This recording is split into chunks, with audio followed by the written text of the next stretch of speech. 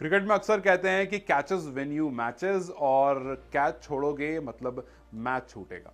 और एक बार फिर हमने वही देखा जब नेपाल और नीदरलैंड्स आमने सामने आए T20 वर्ल्ड कप 2024 में, पहली बार अपना पहला मैच खेल रहे थे।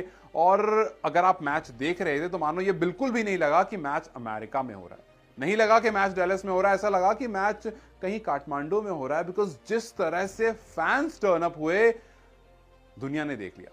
एक बार फिर से एक बड़े स्टेज पर अक्सर हमने फोटोज देखी थी नेपाल की कि बहुत क्राउड होता है, बहुत भीड़ होती है, बहुत लोग आते हैं। अगर बारिश भी हो जाती है तो अम्ब्रेलास को लेकर के अपने अपने प्लेयर्स को सपोर्ट करते हैं। लेकिन इस बात की शायद किसी को उम्मीद नहीं थी कि डैलस में जब ये मैच होगा तो नेपाल का क्राउड वहां भी पहुंच जाएगा, और कुछ इस तरह पहुंच जाएगा कि एक भी नीदरलैंड की जर्सी में आपको कोई नहीं दिखेगा। शायद एक दो जो दिख रहे होंगे वो टीममेट्स के ही फैमिली मेंबर होंगे, वरना पूरा क्राउड ब्लू दिख रहा था। पूरा का पूरा क्राउड उस ब्लू जर्सी में, जो ब्लू और रेड उनकी जर्सी। और सबसे अच्छी बात या सबसे बड़ी बात कहें, पूरा का पूरा फैन जर्सी में था। तो मतलब ठीक है, फैन के लिए एक अच्छी आउटिंग थी, लेकिन काश वो कुछ कैचेस अगर बच जाते तो बहुत कुछ अलग होता।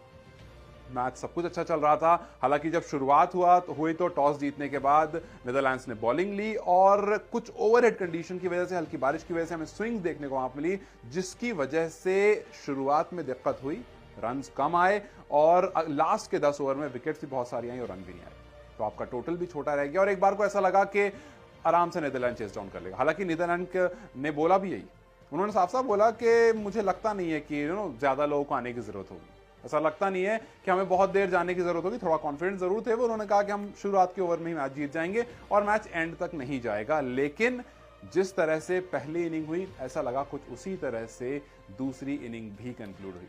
लेकिन मैक्स वुड को आपको अप्रिशिएट करना पड़ेगा, जहां पर सब स्ट्रगल कर रहे थे वहां पर उन्होंने एक छोर पकड़ के रखा था। उनको पता था कि स्लो पिच है, ज्यादा तेज नहीं जा रही है, तो 48 बॉल ली 54 रन मारने में, और उसमें सिर्फ एक 6 लगाए।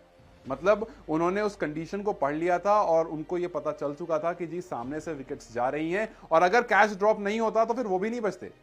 कैच अगर ड्रॉप नहीं होता, सोमपाल कामी के ओवर में अगर रोहित पटेल ने वो कैच नहीं छोड़ा होता, और सिर्फ रोहित पटेल क्यों, एक कैच सोमपाल कामी ने भी छोड़ा, एक रन आउट छूटा।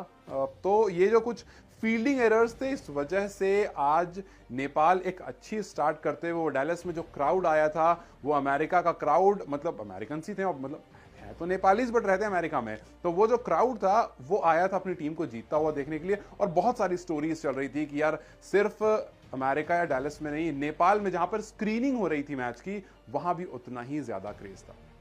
लेकिन खैर, फैंस के बारे में बाद में बात करेंगे। फिलहाल बात नेपाल टीम की होनी चाहिए, क्योंकि जिस तरह से आज मैच स्टार्ट हुआ था, एक बार फिर से हमें वही देखने को मिला। एक बार फिर से टॉप ऑर्डर फ्लॉप हुआ, एक बार फिर से आसिफ और कुशल पटेल बिना कुछ कंट्रीब्यूट करे हुए वापस चले गए।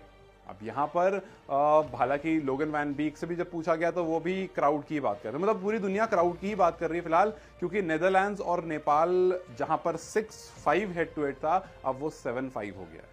जहां पर नेपाल 106 रन पर ऑल आउट हो गई। 4 प्लेयर उनके जो हैं वो डबल डिजिट तक पहुंच पाए, और 7 प्लेयर सिंगल डिजिट प्लस 3 खिलाड़ी ऐसे थे जो डक पर चले गए। तो ये जो छोटी छोटी आपको कंट्रीब्यूशन देनी होती है, उसमें आप शुरुआत में फेल हो गए। हालांकि एक बार फिर से कप्तान थोड़ी देर रुके जरूर, 35 स्कोर जरूर करा, लेकिन उसके अलावा अगर आप इनिंग की तरफ देखेंगे तो आपको कुछ नहीं मिलेगा। कुशल बुटल के 7 रन, आसिफ शेख के 4 रन, अनिल शाह के 11, कुशल मल्ला के 9, दीपेंद्र आयरी के 1, सोमपाल कामी 0, गुलशन जा थोड़ी देर खड़े रहते। लास्ट में वो गुलशन और करण थे जिनकी वजह से थोड़ा ये 100 का जो मार्क था वो क्रॉस भी हो गया, वरना शायद वो 90s के आसपास में ही खत्म हो सकता था। गुलशन ने 14 किया और करण ने 17, लास्ट में जो कुछ रन आए, इस वजह से आप थोड़ा बच गए। लेकिन सवालों के घेरे में कप्तान इसलिए आ गए क्योंकि आपके, अगर आप बॉलिंग कार्ड देखोगे पूरा, तो दीपेंद्र सिंह आयरी 2 ओवर में 6 रन और 1 विकेट, लेकिन उसके बावजूद उनसे ओवर कंप्लीट नहीं कराया गया। मतलब जहां पर ऐसा लग रहा था कि आपको सामने वाला जो ओपोनेंट है वो स्पिनर्स में फंस रहा है, ऐसा लग रहा था कि नीदरलैंड स्पिनर में फंस रहा है। दीपेंद्र सिंह आयरी का अच्छा ओवर गया था, उसके बावजूद आपने उनसे और यूज नहीं करा, उनसे और ओवर्स नहीं कराए। शायद अगर उनसे और ओवर्स कराए होते तो विकेट्स निकल जाते। हालांकि जो गेंदबाजी कर रहे थे वो आपको विकेट की चांसेस बना करके दे रहे थे, लेकिन आपने कैचेस छोड़े और इस वजह से इस मैच को भी आपने छोड़ दिया। तो ये एक इजी मैच हो सकता था, क्योंकि आपके सामने अब मुश्किल टीम है। आपके सामने बांग्लादेश है, आपके सामने श्रीलंका है और फिर आपके सामने साउथ अफ्रीका है। तो मुश्किल टीम आपके सामने अभी खड़ी है, आसान टीम आपके सामने थी और आप इस मैच को जीत सकते थे, लेकिन कुछ कैचेस की वजह से, कुछ पुअर फील्डिंग की वजह से ये मैच नहीं जीत पाए और कुछ इस तरह से T20 वर्ल्ड कप 2024 की शुरुआत जो हुई नीदरलैंड्स के लिए काफी अच्छी हुई, लेकिन नेपाल के लिए अच्छी नहीं हुई। नेपाल के अगर अपकमिंग मैचेस की बात करें तो श्रीलंका के खिलाफ खेलेंगे वो 12 जून को, साउथ अफ्रीका के खिलाफ 15 जून को और बांग्लादेश के खिलाफ 17 जून को। मतलब अभी एक अच्छा गैप है, लेकिन उसके बाद 2-2, 3-3 दिन पर मैचेस हैं उनके। अब देखना ये है क्या ये टीम सुपर 8 तक पहुंच सकती है, क्योंकि अब टफ मैचेस इनके सामने आने वाले हैं और इस मैच से उन्होंने पॉइंट लूज कर दिया है। तो नीदरलैंड के पास 2 पॉइंट आ चुके हैं। अब यहां से क्या प्लान करके आते हैं, किस तरह की आगे कैप्टनसी होती है और किस तरह के आगे प्लेयर्स परफॉर्म करते हैं, क्या टॉप ऑर्डर में कोई चेंजेस होगा, क्या मिडिल ऑर्डर में कोई चेंजेस होगा, बिकॉज काफी सारे फ्लॉप्स हमें देखने को जरूर मिले हैं। So let's see what happen next match. आपको क्या लगता है क्या चेंजेस होने जरूरी हैं जो आगे मैचेस में श्रीलंका, साउथ अफ्रीका और बांग्लादेश के सामने नेपाल को थोड़ा सा स्ट्रॉन्ग बना सकता है? Do let me know comment section. Video अगर पसंद आई तो लाइक और शेयर जरूर करें।